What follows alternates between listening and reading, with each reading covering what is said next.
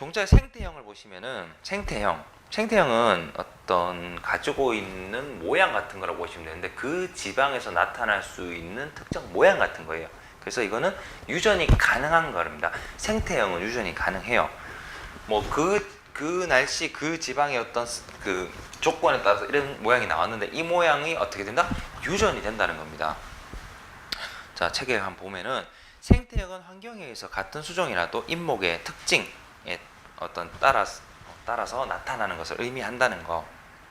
그래서 우리가 보통 산림에서 말하는 종자의 생태형에서 보통은 이제 표에 보시는 것처럼 동북형, 뭐 금강형, 위봉형, 인강형 뭐 이런 것들이 있는데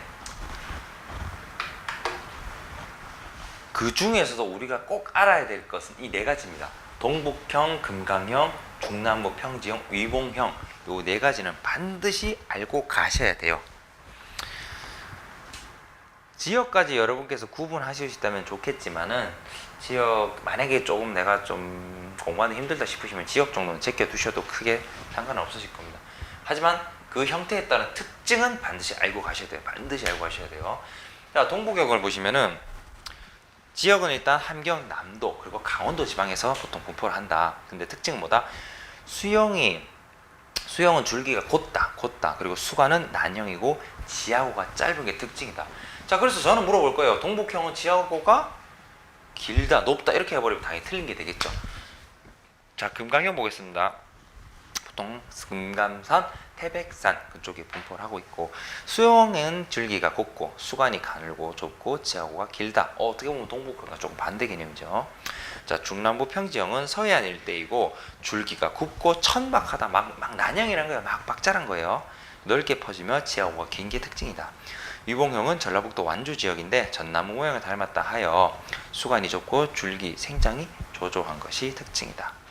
자, 인강형이나 중남부 고지형은 이런 게 있구나 정도 그냥 참고 좀 알면 당연히 제가 항상 말씀드려요.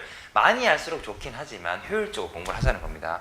자, 안강형은 뭐가 있다? 울산 지역에 보통 분포하고 줄기가 매우 굽고 그리고 수관의 위가 평평하고 수고가 낮고 난쟁이형이다. 난쟁이를 닮았다.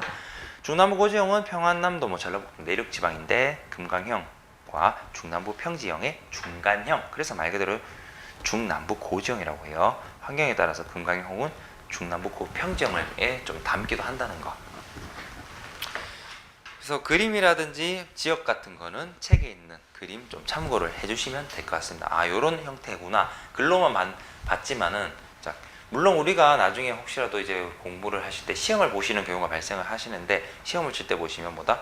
이런 모양이구나. 그림까지 참고하시고 글까지 함께 알아두시면 좋겠죠. 자, 다음 내용 넘어가시면 이제 종자의 저장 관리입니다. 자, 어떻게 우리가 이 종자를 얻었는데 이걸 어떻게 관리하면 좋을까? 수종이나 지역에 따라서 환경에 따라서 당연히 특징이 달라지겠죠. 자, 일단 먼저 종자의 결실량 예측. 자, 얼마나 열릴까?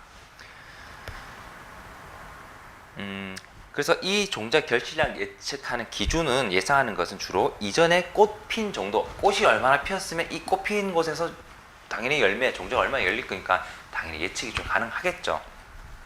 자, 수종에 따라서 결실량 주기는 아래와 같은 표를 따르고 있는데 자, 같이 한번 보도록 하겠습니다.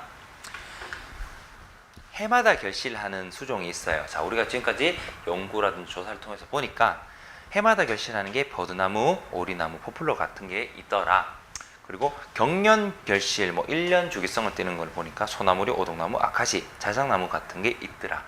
2, 3년 주기하는 거는 참나무, 들매 등이 있고 3, 4년 주기라는 건 전나무, 가뭄비가 있고 5년 이상 하는 거는 낙엽송, 노도밤나무 등이 있더라.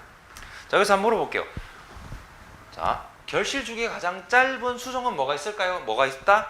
버드나무, 오리나무, 포플러가 있더라. 보기 중에서 결실 주기가 가장 긴 거는 뭐가 있다? 낙엽송, 노도밤나무 등이 있더라. 자, 이런 식으로 파악을 하셔야 됩니다. 자, 그러면 여기서도 우리가 결실 주기를 암기하는 데 있어서 어느 걸 중점적으로 봐야 될까? 저는 해마다 결실하는 거, 그리고 경년 결실하는 거, 그리고 5년 이상 결실하는 거, 요 3포인트만이라도 정확하게 짚고 가시라고 저는 추천해 드려요. 시험을 만약에 응시를 하시게 되면 아마 이런 식으로 많이 나오게 될 겁니다. 그래서 이런 거라도 정확하게 알면은 그 외에 게 나왔다. 그럼 뭐다? 뭐 이런 식으로 유추가 되겠죠. 자, 그것도 공부 하나의 방법, 뭐 효율적인 방법이라고 보시면 돼요. 자, 해마다 결실, 경영 결실, 5년 결실은 이라도 꼭 알고 가자.